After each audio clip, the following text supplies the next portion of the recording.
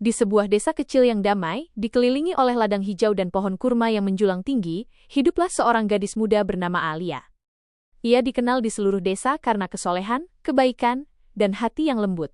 Setiap pagi, sebelum matahari terbit, suara merdunya melantunkan Al-Quran akan menggema di udara yang sunyi. Konon, bahkan burung-burung pun akan berhenti sejenak untuk mendengarkan. Alia tidak seperti gadis seusianya. Sementara yang lain menghabiskan waktu bermain atau bergosip, ia menggunakannya untuk beribadah dan mengingat Allah. Hatinya murni, dan wajahnya memancarkan cahaya yang berasal dari imannya yang dalam. Penduduk desa memanggilnya dengan penuh kasih sayang gadis Al-Quran, karena kemanapun ia pergi, salinan kecil kitab suci ITU selalu bersamanya.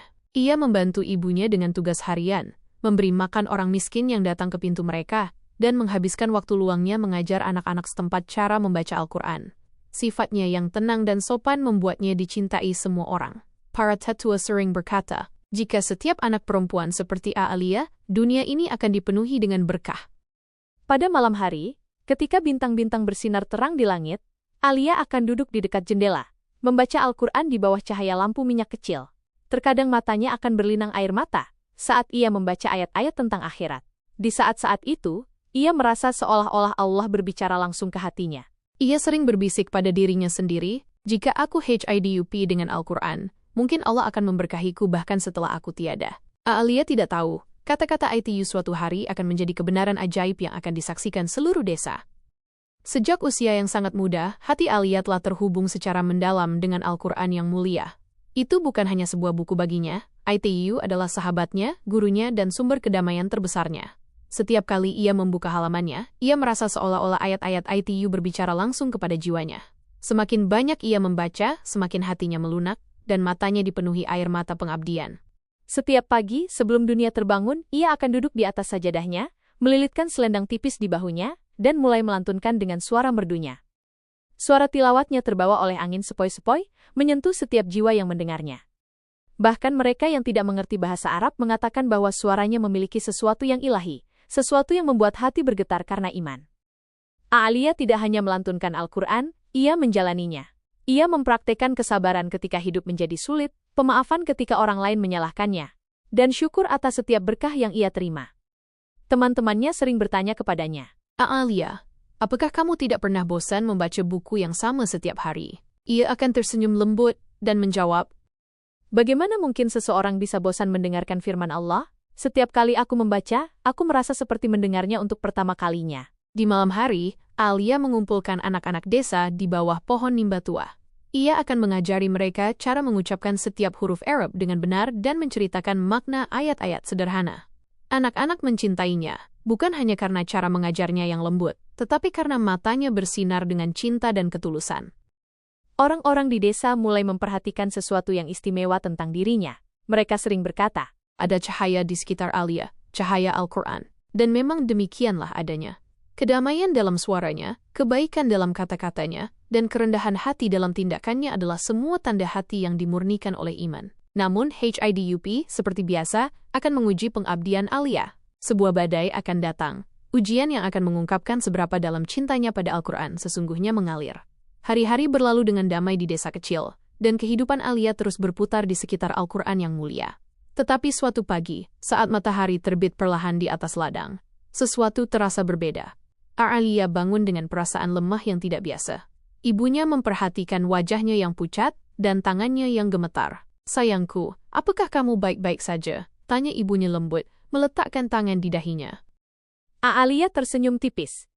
Aku baik-baik saja, Ami mungkin hanya sedikit lelah. Tetapi suaranya kekurangan kekuatan yang dulu dimilikinya. Selama beberapa hari berikutnya, kondisinya memburuk. Dokter dari kota terdekat datang dan memeriksanya, tetapi ia tidak dapat memahami penyebabnya. Tubuhnya lemah, namun hatinya tetap kuat. Bahkan ketika ia tidak lagi bisa duduk tegak, Alia meminta ibunya untuk membawa Al-Quran ke sisi tempat tidurnya. Berbaring di sana, ia akan membisikkan ayat-ayat dengan lembut, jari-jarinya menelusuri setiap kata seolah menyentuh harta karun. Cahaya lampu berkedip di sampingnya, melemparkan bayangan di seberang ruangan, tetapi cahaya di wajah Alia tidak pernah meredup. Teman-temannya sering berkunjung, menangis ketika melihat kondisinya. Salah satu dari mereka bertanya sambil menangis, Habia, apakah kamu tidak merasa takut? Alia tersenyum lembut, suaranya tenang dan penuh iman. Mengapa aku harus takut ketika aku memiliki Al-Quran di hatiku? Jika ini adalah ujian dari Allah, maka aku akan menanggungnya dengan kesabaran. Ibunya menangis diam-diam setiap malam, berdoa di samping tempat tidurnya. Rumah yang pernah menggema dengan lantunan Alia, kini dipenuhi dengan dengungan lembut napasnya yang berat, dan bisikan doa. Tetapi bahkan dalam sakitnya, Alia tidak pernah mengeluh. Ketika rasa sakit menjadi tak tertahankan, ia akan menutup matanya dan melantunkan, "Sesungguhnya, bersama kesulitan, ada kemudahan." Surah Ash-Shar 94-6. Ia percaya bahwa setiap momen penderitaan membawanya lebih dekat kepada Allah. Dan meskipun tubuhnya semakin lemah setiap hari, jiwanya semakin kuat, bersinar lebih terang dari sebelumnya. Keluarganya tidak tahu bahwa ini bukanlah akhir dari kisah Alia. Ini hanyalah awal dari mukjizat yang akan mengguncang seluruh desa. Bulan bersinar terang malam itu, melemparkan cahaya perak di atas desa yang tenang. Di dalam rumahnya yang kecil berdinding bata lumpur, Alia terbaring lemah di tempat tidurnya. Napasnya pelan, tetapi matanya dipenuhi kedamaian. Ruangan itu berbau samar-samar air mawar, ibunya telah menyiramkannya setelah sholat maghrib, berharap aromanya akan membawa kenyamanan bagi putrinya tercinta. Alia tahu di dalam hatinya bahwa waktunya di dunia ini semakin dekat. Namun, ia tidak merasa takut, hanya kerinduan yang mendalam untuk bertemu dengan Yang Maha Esa, yang telah ia cintai sepanjang hidupnya melalui firman NWA. Ia menoleh ke ibunya dan berkata dengan lembut, "Ami, tolong bawakan Al-Quranku." Ibunya ragu sejenak, air mata memenuhi matanya, tetapi ia menurut. Ia meletakkan Al-Quran yang lusuh, yang sama yang telah Alia baca sejak masa kecil, ke tangan putrinya yang gemetar. Sampulnya pudar, halamannya sedikit menguning, namun bagi Alia, ITU lebih berharga daripada apapun di dunia. Ia mencium kitab suci ITU dan berbisik, "Sahabat terbaikku, pendampingku malam ini, aku akan melantunkan bersamamu untuk terakhir kalinya." Saat malam semakin larut, lampu minyak yang berkedip menerangi wajahnya. Suaranya, meskipun samar, membawa kemanisan yang menyentuh surga. Ia mulai melantunkan surah Ar-Rahman, yang Maha Pengasih. Suaranya bergetar saat ia mencapai ayat, "Maka nikmat Tuhanmu yang manakah yang kamu dustakan?" Air mata mengalir di pipinya. Ia berhenti sejenak, tersenyum lemah, dan berbisik, "Bagaimana aku bisa mendustakan nikmat-nikmat-Mu ya Tuhanku, ketika Engkau telah memberiku Al-Quran?" Di luar, angin menjadi sunyi, seolah-olah alam ITU sendiri mendengarkan lantunan terakhirnya. Ibunya duduk di sampingnya, memegang tasbihnya, tidak dapat menghentikan air matanya. Tetapi wajah Alia bersinar, bukan dengan rasa sakit, tetapi dengan ketenangan. Setelah menyelesaikan surah, Alia menutup Al-Quran dengan lembut dan menekannya ke hatinya. "Ami," katanya pelan, "jika aku tidak bangun besok, jangan menangis. Hanya janjikan satu hal kepadaku, simpan Al-Quranku dekat denganku, bahkan di kuburanku." Isak tangis ibunya memenuhi ruangan, tetapi Alia tersenyum untuk terakhir kalinya. Bibirnya bergerak diam-diam, melantunkan ayat-ayat rahmat, sampai suaranya memudar menjadi keheningan. Malam kembali sunyi, lampu minyak berkedip, dan kemudian padam. Alia telah kembali kepada penciptanya, meninggalkan sebuah ruangan yang dipenuhi dengan aroma iman, dan seorang ibu yang hatinya akan selamanya membawa gema lantunan terakhir putrinya. Cahaya fajar pertama perlahan merayap melalui celah-celah kecil jendela Alia. Burung-burung telah memulai lagu pagi mereka, tidak menyadari bahwa salah satu jiwa yang paling dicintai Allah telah menghembuskan napas terakhirnya. Ibunya duduk di samping tubuh tak bernyawa putrinya, tangan gemetar menyapu helai rambut dari wajah Alia yang tenang. Tidak ada rasa sakit dalam ekspresinya, hanya kedamaian. Seolah-olah ia tertidur saat melantunkan firman Allah. Ayah Alia memasuki ruangan, matanya bengkak karena air mata. Keheningan ITU berat hanya terpecah oleh bisikan samar isak tangis ibunya. "Dia pergi sambil membaca Al-Quran," katanya, suaranya bergetar. Kata-kata terakhirnya adalah Bismillah. Berita ITU menyebar ke seluruh desa seperti angin sepoi-sepoi. Alia, gadis Al-Quran, telah meninggal dunia. Pria, wanita, dan anak-anak berkumpul di luar rumahnya. Beberapa menangis, yang lain berdoa dalam diam. Bahkan mereka yang hampir tidak mengenalnya merasakan kehilangan yang dalam di hati mereka, karena semua orang tahu ia istimewa, murni, baik, dan taat. Ketika jenazahnya dipersiapkan untuk dimakamkan, ibunya membungkusnya dengan kain kafan putih yang berbau samar-samar musk. Sebelum menutupi wajahnya, ia meletakkan Al-Quran kecil Alia di dekat jantungnya, memenuhi permintaan terakhir putrinya. "Ini adalah pendampingnya dalam hidup," bisiknya, "dan sekarang akan bersamanya dalam kematian." Salat jenazah diadakan di halaman masjid tempat Alia biasa mengajar anak-anak. Air mata mengalir deras saat imam mengangkat tangannya untuk dua doa. Ya Allah, doanya, gadis muda ini mencintai kitab-Mu lebih dari apapun di dunia ini. Berikanlah dia kedamaian di kuburannya, cahaya di wajahnya, dan tempat di antara orang-orang soleh di jannah surga. Saat mereka membawa jenazahnya ke pemakaman, penduduk desa mengikuti dalam diam. Suara isak tangis bercampur dengan lantunan, Inna lillahi wa inna ilaihi raji'un. Kuburan digali di bawah pohon besar di tepi desa, tempat di mana ia pernah duduk mengajar anak-anak ayat-ayat rahmat. Ketika mereka menurunkannya ke tanah, tangisan ibunya bergema di udara yang sunyi. Tetapi sesaat sebelum segenggam tanah terakhir diletakkan, ayahnya berbisik pelan. Tidurlah dengan damai putriku, kamu telah meninggalkan cahaya, bukan kesedihan. Kuburan itu ditutup. Orang-orang perlahan mulai pergi, namun ibunya tetap di sana, menelusuri tangannya di atas gundukan tanah yang baru. Angin sore bertiup perlahan, dan panggilan untuk sholat adzan bergema di kejauhan. Malam itu, desa tampak lebih sunyi dari sebelumnya. Seolah-olah udara itu sendiri berduka atas hilangnya suara Alia. Tetapi apa yang tidak diketahui siapapun adalah bahwa kisahnya masih jauh dari selesai. Karena dalam keheningan kuburannya, sesuatu yang ajaib akan terjadi, sesuatu yang akan membuat dunia mengingat gadis yang hidup dan meninggal bersama Al-Quran. Hari-hari berganti menjadi minggu setelah pemakaman Alia. Kehidupan di desa kecil perlahan kembali ke ritmenya, tetapi bagi orang tua Alia, waktu telah berhenti. Setiap sudut rumah mengingatkan mereka padanya, sajadah kecil terlipat rapi di dekat jendela, selendang kesayangannya tergantung di dinding, dan Al-Quran yang biasa ia ajarkan, kini diletakkan di samping tempat tidur ibunya. Setiap pagi, ibunya akan mengunjungi kuburan. Ia akan duduk dengan tenang, membisikkan doa dan melantunkan surah Yasin. Air mata jatuh diam-diam di atas tanah yang menutupi putrinya tercinta. Kuburan itu tenang dan damai, dikelilingi oleh pohon-pohon tua dan angin lembut yang membawa aroma tanah dan bunga. Namun, bahkan dalam keheningan itu, ibunya bisa merasakan sesuatu yang hidup, seolah-olah jiwa putrinya masih berlama-lama di dekatnya, melantunkan firman Allah. Penduduk desa juga sering melewati kuburannya dan berhenti sejenak untuk doa. Beberapa mengatakan mereka merasakan kedamaian yang aneh di sana, kehangatan yang sulit digambarkan. Anak-anak yang pernah belajar di bawah bimbingan Alia akan datang dan meletakkan bunga segar, berbisik, "Kami merindukan suaramu apa?" Suatu malam, hampir 40 hari setelah meninggalnya Alia, seorang gembala tua sedang memandu kawanannya melewati pemakaman. Bulan tergantung rendah di langit, dan udara sangat tenang. Saat ia melewati kuburan Alia, ia tiba-tiba berhenti. Ia mendengar sesuatu yang samar, sesuatu yang lembut, hampir seperti bisikan yang dibawa oleh angin.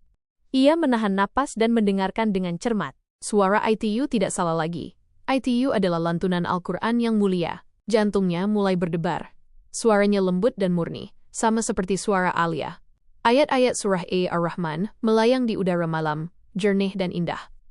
Ia berbalik, berharap melihat seseorang duduk di dekatnya. Tetapi tidak ada siapa-siapa. Hanya barisan kuburan yang tenang di bawah cahaya perak bulan. Gembala itu berlutut, air mata menggenang di matanya. "Ya Allah," bisiknya, gemetar, "ini adalah suara yang sama, gadis yang sama yang biasa melantunkan setiap pagi." Ia tetap di sana selama beberapa menit, mendengarkan melodi suci ITU sampai perlahan memudar. Hatinya dipenuhi dengan kekaguman dan ketakutan, bukan akan kegelapan, tetapi akan keajaiban ilahi. Ketika ia kembali ke desa, ia pergi dari pintu ke pintu, membangunkan orang-orang, dan memberitahu mereka apa yang telah ia dengar. Dari kuburan Alia, katanya terengah-engah, suara Al-Quran naik. "Aku bersumpah demi Allah, aku mendengarnya dengan telingaku sendiri." Menjelang pagi, seluruh desa berbisik tentang mukjizat itu. Beberapa skeptis, beberapa ketakutan, tetapi sebagian besar terharu hingga menangis. Mungkinkah benar bahwa Alia, gadis yang sangat mencintai Al-Quran, masih melantunkannya di kuburannya? Tidak ada yang tahu pasti, tetapi satu hal yang jelas. Keheningan kuburan bukan lagi keheningan, itu telah menjadi nyanyian iman, bergema di hati semua orang yang percaya. Malam berikutnya, rasa ingin tahu dan kekaguman mencengkeram seluruh desa. Kisah gembala itu menyebar seperti api, semua orang berbicara tentang lantunan misterius yang datang dari kuburan Alia. Beberapa langsung mempercayainya, yang lain berpikir itu hanya imajinasi. Tetapi jauh di lubuk hati, setiap orang merasakan tarikan, keinginan yang tenang untuk menyaksikannya sendiri. Saat senja menyelimuti desa, sekelompok tetua, bersama dengan imam, memutuskan untuk mengunjungi pemakaman. Mereka membawa lentera, nyala api yang berkedip-kedip, menembus udara malam yang dingin. Suara langkah kaki mereka berderit perlahan di tanah kering saat mereka mendekati tempat peristirahatan Alia. Udara luar biasa tenang, hampir sakral. Saat mereka berdiri di dekat kuburannya, suara samar namun jelas muncul sekali lagi, suara lantunan Al-Quran. Awalnya pelan, seperti gema angin yang jauh melalui pepohonan. Tetapi segera menjadi lebih jelas. Setiap kata diucapkan dengan sempurna, setiap ayat mengalir dengan ritme lembut yang sama yang dikenal A'aliyah. Penduduk desa membeku di tempat. Beberapa terkesiap, yang lain berlutut. Air mata mengalir di wajah mereka. Mata imam dipenuhi air mata saat ia berbisik, "Subhanallah, Allah telah menghormatinya bahkan dalam kematian." Anak-anak yang pernah menjadi muridnya mencengkeram pakaian ibu mereka, erat-erat, berbisik, "Itu A'aliyah apa?" Dia membaca lagi. Suara itu berlanjut selama beberapa menit, melantunkan ayat-ayat rahmat, ayat-ayat yang berbicara tentang surga, pengampunan, dan kedamaian abadi orang-orang beriman. Melodi lantunannya menyatu dengan angin, naik, dan turun seperti gelombang cahaya dalam kegelapan. Salah satu tetua meletakkan telinganya dekat ke tanah, dan bibirnya bergetar saat ia berkata, "Itu datang dari dalam kuburan, itu nyata." Penduduk desa berdiri dengan takjub, hati mereka bergetar dengan ketakutan dan cinta. Mereka belum pernah mengalami hal seperti itu. Tanah di bawah mereka sunyi, namun HIDUP bergetar dengan keindahan ilahi. Ketika lantunan itu akhirnya memudar, keheningan yang luar biasa memenuhi pemakaman. Tidak ada yang berbicara selama beberapa saat. Kemudian imam mengangkat tangannya dan berkata dengan lembut, "Ya Allah, kehormatan apa yang telah Engkau berikan kepada putri Islam ini. Dia HIDUP dengan Al-Quran, dan sekarang dia melanjutkannya di kuburannya." Malam itu, tidak ada seorang pun di desa yang bisa tidur. Kisah itu menyebar melampaui lembah, ke kota-kota tetangga, dan tempat-tempat yang jauh. Orang-orang mulai mengunjungi kuburan A'aliyah, berusaha merasakan kedamaian yang mengelilinginya. Kuburannya bukan lagi tempat berkabung. ITU telah menjadi simbol iman, pengingat akan mukjizat HIDUP firman Allah. Dan setiap hati yang mendengar kisah ITU membisikkan doa yang sama. "Ya Allah, berikan kami cinta untuk Al-Quran yang Engkau berikan kepada Aliyah." Menjelang pagi berikutnya, seluruh desa HIDUP, dengan emosi. Kisah lantunan ajaib Aliyah dari kuburan telah menyentuh setiap hati. Dari yang tua hingga yang muda, dari yang kaya hingga yang miskin, semua orang menyebut namanya dengan hormat dan kagum. Orang-orang berkumpul dalam kelompok-kelompok kecil di luar rumah mereka, berbisik tentang apa yang telah mereka saksikan. Beberapa memiliki air mata di mata mereka saat mereka mengingat suara itu, suara surgawi yang murni, yang pernah bergema di desa mereka setiap pagi dan kini bangkit dari bawah tanah. Imam masjid memutuskan untuk mengunjungi orang tua Aliyah. Ketika ia memasuki rumah mereka, ibunya berdiri diam, memegang tasbih kecil yang biasa digunakan Aliyah. Matanya bengkak karena air mata, tetapi wajahnya memancarkan ketenangan. Imam berbicara dengan lembut, "Saudari, Allah telah menghormati putri Anda dengan cara yang jarang dihormati oleh jiwa manapun. Cintanya pada Al-Quran belum berakhir, itu berlanjut, bahkan di luar dunia ini." Ibunya menangis, suaranya bergetar. Dia selalu mengatakan Al-Quran tidak akan pernah meninggalkannya. Aku tidak mengerti apa yang dia maksud sampai sekarang. Tak lama, orang-orang dari desa-desa terdekat mulai berdatangan. Pria, wanita, dan anak-anak berjalan jauh hanya untuk berdiri di dekat kuburan Aliyah. Mereka akan duduk dalam diam, menutup mata, dan mendengarkan. Berharap mendengar suara suci yang telah menggerakkan begitu banyak hati. Beberapa mengklaim mendengar gema samar lantunannya larut malam, sementara yang lain hanya merasakan kedamaian yang mendalam turun ke atas mereka saat mereka mendekati tempat peristirahatan Aliyah. Selama berhari-hari, pemakaman menjadi tempat refleksi dan pertobatan. Banyak yang telah mengabaikan sholat mereka kembali ke masjid. Gadis-gadis muda, terinspirasi oleh kisah A'aliyah, mulai mempelajari Al-Quran dengan pengabdian baru. Hidupnya, dan bahkan kematiannya, telah menjadi sarana untuk membimbing orang lain menuju Allah. Suatu malam, saat matahari terbenam di balik pegunungan, ayah Aliyah berdiri di kuburannya dengan air mata mengalir di wajahnya. Langit dicat dengan warna emas dan merah tua. Ia berbisik, "Putriku, kamu telah pergi dari dunia ini, namun suaramu masih mengisinya. Kamu telah mengajari kami apa arti cinta sejati terhadap firman Allah." Penduduk desa mulai berkumpul di belakangnya, dan imam memimpin mereka semua dalam doa yang tulus. Udara tebal dengan emosi saat ia melantunkan, "Ya Allah, jadikan kuburan kami seperti kuburan Aliyah, dipenuhi dengan cahayamu, dipenuhi dengan suara firman-Mu." Saat orang-orang bubar, angin bergerak perlahan melalui pepohonan, membawa gema yang paling samar, seolah-olah dari dalam bumi. Suara yang akrab sekali lagi melantunkan ayat-ayat kedamaian. Malam ITU, di bawah selimut bintang, seluruh desa tidur dengan hati yang damai. Karena mereka tahu, Aliyah tidak hilang. Ia, HIDUP, bersama Al-Quran. Hari-hari berganti menjadi minggu, namun mukjizat kuburan Alia terus menggerakkan hati setiap orang yang mendengarnya.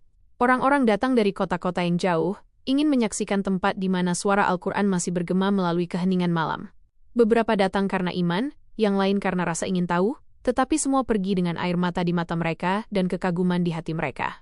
Akhirnya, para tetua desa dan imam memutuskan untuk mengonfirmasi apa yang diyakini banyak orang sebagai tanda ilahi. Mereka ingin melindungi kesucian peristiwa itu, namun suara lantunan yang konstan telah meyakinkan mereka bahwa ada sesuatu yang luar biasa di bawah tanah. Setelah banyak diskusi, mereka setuju untuk dengan hati-hati membuka kuburan, bukan karena keraguan, tetapi karena penghormatan, untuk menyaksikan mukjizat yang telah Allah tunjukkan melalui hamba-Nya. Itu adalah pagi yang tenang, udara dipenuhi dengan aroma tanah segar, dan dengungan lembut orang-orang yang melantunkan subhanallah di bawah napas mereka. Kerumunan telah berkumpul, berdiri diam saat beberapa pria, di bawah bimbingan imam, mulai mengangkat tanah. Setiap gerakan tangan mereka lambat dan penuh rasa hormat. Suara sekop menggali melalui tanah bercampur dengan bisikan doa. Saat mereka mencapai lebih dalam, suara samar lantunan Al-Quran semakin jelas, lembut, berirama, dan dipenuhi kedamaian. Penduduk desa terkesiap, beberapa menangis terbuka, beberapa gemetar karena kagum. Itu benar, bisik seorang pria. Dia masih melantunkan. Akhirnya, ketika lapisan tanah terakhir diangkat, para penonton membeku. Apa yang mereka lihat membuat mereka terdiam. Alia terbaring di sana, seolah-olah ia hanya tertidur. Wajahnya bersinar dengan cahaya, bibirnya bergerak pelan seolah membisikkan ayat-ayat Al-Quran. Kain putih yang menutupi tubuhnya tampak tidak tersentuh, bersih, segar, dan harum. Tidak ada tanda-tanda pembusukan, tidak ada tanda waktu telah berlalu. Hanya ketenangan, kemurnian, dan sinar surgawi. Suara imam bergetar saat ia berbisik, Subhanallah, ini bukan kematian, ini adalah kehormatan dari Allah. Pria-pria berlutut, wanita-wanita menangis di balik cadar mereka. Suara isak tangis dan pujian memenuhi pemakaman saat semua orang menyaksikan mukjizat HIDUP di depan mata mereka. Ibu Alia, berdiri beberapa langkah jauhnya, mengangkat tangannya ke langit, menangis, "Ya Allah, Engkau telah menunjukkan kepada kami bahwa firman-Mu tidak pernah mati. Putriku HIDUP dengan Al-Quran, dan Engkau telah mengizinkannya untuk tetap HIDUP dengannya. Tidak ada yang berani mengganggu tempat peristirahatan terakhirnya lebih jauh." Dengan air mata dan rasa hormat, mereka dengan lembut menutupi kuburan lagi. Menutupnya seperti semula, pengingat sakral akan rahmat dan kuasa Allah. Sejak hari ITU, tidak ada yang pernah meragukan kisah ITU. Setiap penduduk desa yang pernah mendengar suaranya kini membawanya di hati mereka selamanya. Dan setiap kali mereka melewati pemakaman, mereka merasakan kedamaian turun ke atas mereka, seolah-olah ayat-ayat Al-Quran masih melayang di udara. Mukjizat Alia menjadi kebenaran abadi. Bahwa orang yang hidup dengan Al-Quran tidak pernah benar-benar mati. Waktu berlalu, namun ingatan akan mukjizat Alia tidak pernah pudar. Kisahnya menjadi lebih dari sekadar cerita, itu menjadi pesan yang menyentuh hati di seluruh desa, kota, dan generasi. Orang-orang yang pernah berjuang dengan iman, menemukan harapan lagi. Mereka yang telah mengabaikan Al-Quran, mulai membuka halamannya dengan tangan gemetar, mengingat gadis yang telah hidup, dan meninggal dengan firman-Nya di bibirnya. Setiap tahun, pada peringatan hari kematiannya, penduduk desa berkumpul di dekat kuburannya. Mereka akan duduk dalam diam di bawah pohon besar yang menaungi tempat peristirahatan terakhirnya, pohon yang sama di bawahnya, ia pernah mengajar anak-anak cara melantunkan Al-Quran. Imam akan memulai dengan surah Ar-Rahman, suaranya bergema lembut di udara malam, dan saat ayat-ayat mengalir, banyak yang hampir bisa merasakan kehadirannya di antara mereka. Lembut, murni, dan penuh cahaya. Ibu Alia, kini lebih tua dan rapuh, sering duduk di dekat kuburan dalam refleksi yang tenang. Air matanya tidak lagi datang dari kesedihan, tetapi dari rasa syukur. "Putriku," bisiknya, "kamu adalah berkat dalam HIDUP, dan kamu tetap menjadi berkat dalam kematian. Suaramu masih HIDUP di dalam setiap hati yang mengingat Allah." Gadis-gadis muda di desa memandang Alia sebagai contoh. Mereka mulai menghafal Al-Quran dengan ketulusan, bukan karena kewajiban, tetapi karena cinta. Kisahnya mengingatkan mereka bahwa kecantikan memudar, kekayaan menghilang, tetapi cahaya Al-Quran tidak pernah mati. Orang tua akan memberitahu anak-anak mereka sebelum tidur. Jika kamu HIDUP dengan Al-Quran, Allah tidak akan pernah meninggalkanmu, bukan dalam HIDUP, bukan dalam kematian, dan bahkan bukan di kuburan. Bertahun-tahun kemudian, bahkan para pelancong yang melewati daerah itu akan berhenti di kuburannya. Beberapa mengatakan mereka masih merasakan kedamaian yang aneh di sana. Seolah-olah udara itu sendiri membawa kemanisan lantunannya. Yang lain mengklaim bahwa pada malam yang tenang, ketika angin lembut dan bintang-bintang cerah, mereka samar-samar bisa mendengar ayat-ayat berbisik melalui pepohonan. Tetapi apakah suara itu nyata atau hanya iman yang bergema di hati mereka? Satu kebenaran tetap tidak tergoyahkan. Cinta Alia pada Al-Quran telah menjadi abadi. Hidupnya adalah pengingat bahwa Allah menghormati mereka yang menghormati firman-Nya. Kuburannya menjadi simbol harapan, membuktikan bahwa Al-Quran bukan hanya panduan bagi yang hidup tetapi juga pendamping bagi jiwa di luar kematian. Maka, kisah Alia gadis yang kuburannya melantunkan Al-Quran terus hidup, diwariskan dari satu generasi ke generasi berikutnya. Karena mereka yang membawa Al-Quran di hati mereka tidak pernah benar-benar meninggalkan dunia ini. Mereka tetap hidup dalam iman, dalam ingatan, dan dalam cahaya abadi rahmat Allah. Pesan moral dari cerita Al-Quran tidak hanya untuk dibaca, tetapi untuk dijalani. Dan siapapun yang hidup dengannya, Allah menjadikan hidup kematian dan kuburannya bersinar dengan cahaya NWA.